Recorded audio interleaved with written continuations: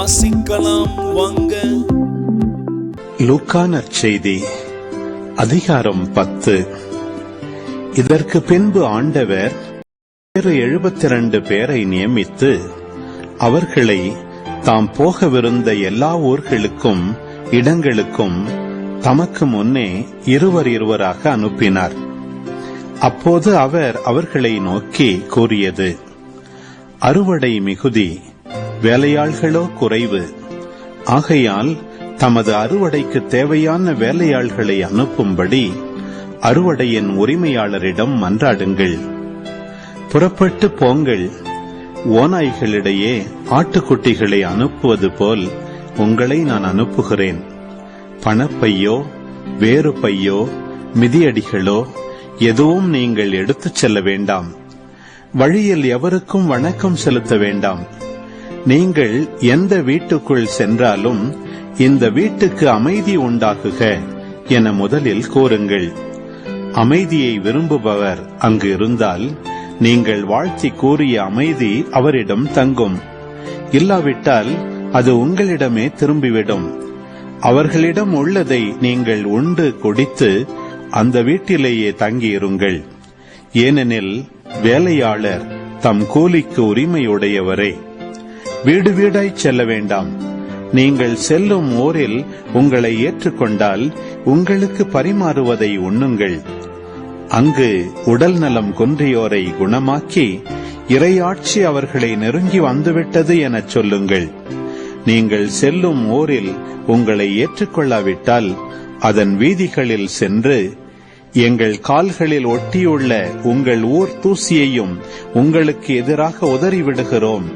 ஆயினும் இறையாட்சி நெருங்கி வந்துவிட்டது என்பதை அறிந்து கொள்ளுங்கள் எனச் சொல்லுங்கள்.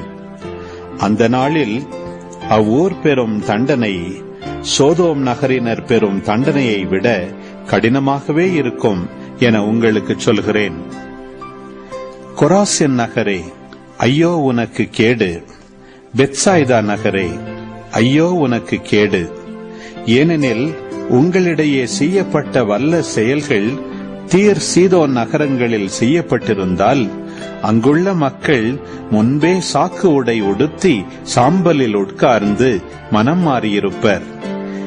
எனினும் தீர்ப்பு நாளில் தீருக்கும் சீதோனுக்கும் கிடைக்கும் தண்டனையை விட உங்களுக்கு கிடைக்கும் தண்டனை கடினமாகவே இருக்கும்.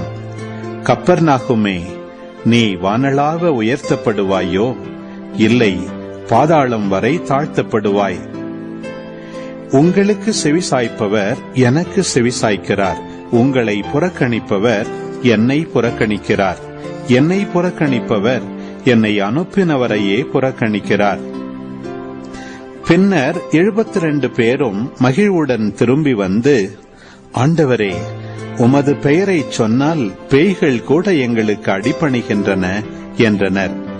அதற்கு அவர், வானத்திலிருந்து சாத்தான் மின்னலை போல விழ கண்டேன். பாம்புகளையும் தேள்களையும் மிதிக்கவும் பகைவரின் வல்லமை அனைத்தையும் வெல்லவும் உங்களுக்கு அதிகாரம் கொடுத்திருக்கிறேன். உங்களுக்கு எதுவுமே தீங்கு விளைவிக்காது. ஆயினும் தீய ஆவிகள் உங்களுக்கு அடிபணிகின்றன என்பது பற்றி மகிழ வேண்டாம். மாறாக உங்கள் பெயர்கள் விண்ணகத்தில் எழுதப்பட்டிருக்கின்றன என்பது பற்றியே மகிழுங்கள் என்றார். அந்நேரத்தில் இயேசு தூய ஆவியால் பேருவகை அடைந்து, தந்தையே, விண்ணுக்கும் மண்ணுக்கும் ஆண்டவரே, உம்மை போற்றுகிறேன். ஏனெனில் ஞானிகளுக்கும் அறிஞர்களுக்கும் இவற்றை மறைத்து குழந்தைகளுக்கு வெளிப்படுத்தினீர். ஆம் தந்தையே, இதுவே உமது திருவுளம் என்றார். என் தந்தை எல்லாவற்றையும் என்னிடத்தில் ஒப்படைத்திருக்கிறார். தந்தையை தவிர வேறு எவரும் மகனை அறியார்.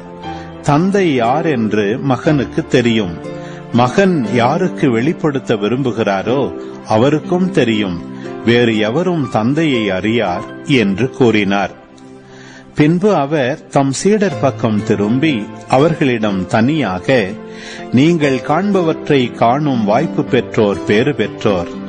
ஏனெனில் பல இறைவாக்கினர்களும் அரசர்களும் நீங்கள் காண்பவற்றை காண விரும்பினார்கள், ஆனால் அவர்கள் காணவில்லை. நீங்கள் கேட்பவற்றை கேட்க விரும்பினார்கள், ஆனால் அவர்கள் கேட்கவில்லை என நான் உங்களுக்கு சொல்கிறேன் என்று கூறினார். திருச்சட்ட அறிஞர் ஒருவர் எழுந்து அவரை சோதிக்கும் நோக்குடன், போதகரே, நிலை வாழ்வை உரிமையாக்கிக் கொள்ள நான் என்ன செய்ய வேண்டும் என்று கேட்டார். அதற்கு இயேசு, திருச்சட்ட நூலில் என்ன எழுதியிருக்கிறது?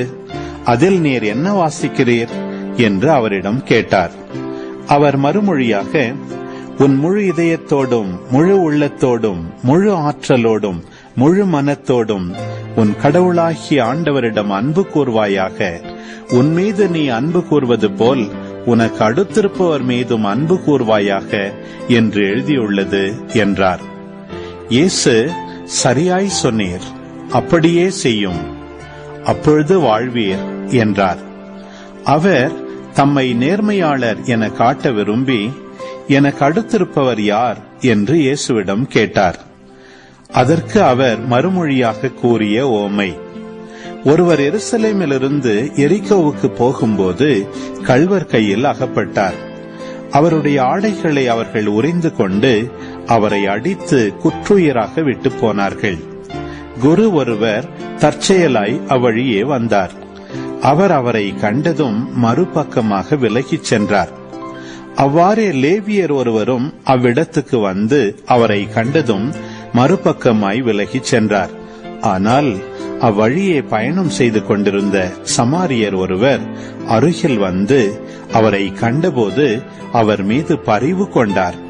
அவர் அவரை அணுகி காயங்களில் திராட்சை மதுவும் எண்ணெயும் வார்த்து அவற்றை கட்டி தாம் பயணம் செய்த விலங்கின் மீது ஏற்றி ஒரு சாவடிக்கு கொண்டு போய் அவரை கவனித்துக் கொண்டார்.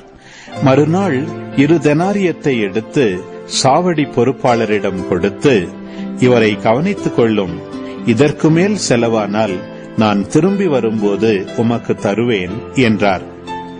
கள்வர் கையில் அகப்பட்டவருக்கு, இம்மூவருள் எவர் அடுத்திருப்பவர் என உமக்கு தோன்றுகிறது என்று இயேசு கேட்டார்.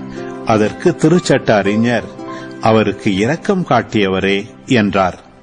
இயேசு, நீரும் போய் அப்படியே செய்யும் என்று கூறினார். அவர்கள் தொடர்ந்து சென்று கொண்டிருந்தார்கள். அப்போது இயேசு ஓர் ஊரை அடைந்தார். அங்கே பெண் ஒருவர் அவரை தம் வீட்டில் வரவேற்றார். அவர் பெயர் மார்த்தா. அவருக்கு மரியா என்னும் சகோதரி ஒருவர் இருந்தார். மரியா ஆண்டவருடைய காலடி அருகில் அமர்ந்து அவர் சொல்வதை கேட்டுக்கொண்டிருந்தார். ஆனால் மார்த்தா பற்பல பணிகள் புரிவதில் பரபரப்பாகி இயேசுவிடம் வந்து, ஆண்டவரே, நான் பணிவிடை செய்ய என் சகோதரி என்னை தனியே விட்டுவிட்டாளே, உமக்கு கவலை இல்லையா? எனக்கு உதவி புரியும்படி அவளிடம் சொல்லும் என்றார். ஆண்டவர் அவரை பார்த்து, மார்த்தா, மார்த்தா, நீ பலவற்றை பற்றி கவலைப்பட்டு கலங்குகிறாய்.